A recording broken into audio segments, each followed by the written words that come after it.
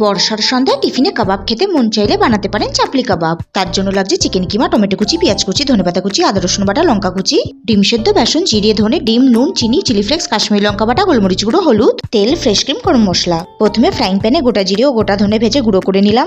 এবার একটা বলে চিকেন কিমা নিয়ে তাতে একে একে পেঁয়াজ কুচি, টমেটো কুচি, ধনেপাতা কুচি, লঙ্কা কুচি, আদা রসুন বাটা নিয়ে ভালো করে মেখে নিতে হবে। এবার গোলমরিচ গুঁড়ো, চিলি ফ্লেক্স, ভাজা মশলা, হলুদ, চিনি, নুন, কাশ্মীরি লঙ্কা বাটা, গরম মশলা গুঁড়ো, ডিম আর বেসন দিয়ে আবারও ভালো করে মেখে নিতে হবে।